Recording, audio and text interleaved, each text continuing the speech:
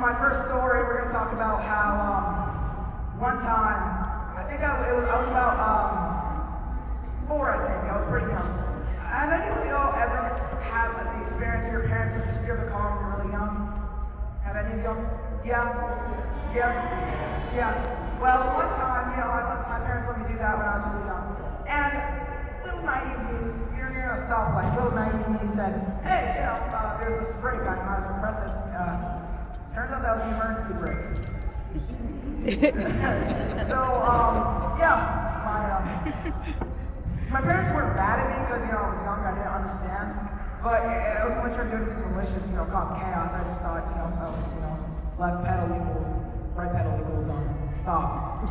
Speaking of legal driving, my next story was about how,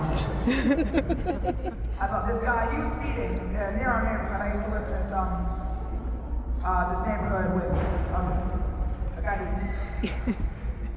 there was this guy near my own neighborhood who had sped, and I was right near there. I was on my driveway. It was near the gas station across the road, and this guy's talking to the cop, and again, little me, I Mom, that guy's getting pulled over. My friend my mom's like, stop, you can't do that. You can't just yell, oh, he's getting pulled over. Yeah, no. But I had understood since, little kids can't take chances, you know what I mean? Yeah. If you know, you know. So, this kid, he's gonna use his money to get donuts. Because that's a joke my mom had made, again, I had a joke. And the cop laughed, and he actually came over to me and gave me a sticker, and the guy got pulled over laughing. But here's the crazy thing. My mom now works with that very cop, and I met him again when I was older. Now, I still didn't recognize me since, I don't look like a Disney flashback anymore, so, I look a whole lot different, so he didn't really recognize me. And for my third and final story, this one's finally not about me, it's not so self-centered. This story is about my grandfather and my great uncle. Not like a great uncle,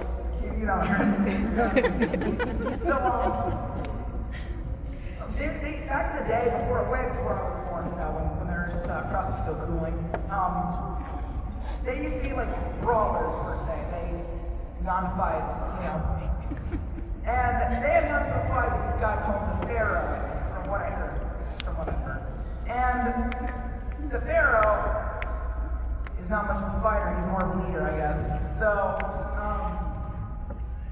he tried poking my grandfather in the eyes, and I guess since this is what we do, he bites the guy's fingers, and of course that's a weird thing, not exactly the most normal thing. But then he whistles with the guy's fingers. That is still something that's something I laugh about to this day, from what I heard.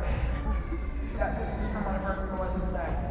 And before I go, I'd like to say one little joke. Okay, can anyone tell me why the blind guy was so shocked by him being rejected by his girlfriend?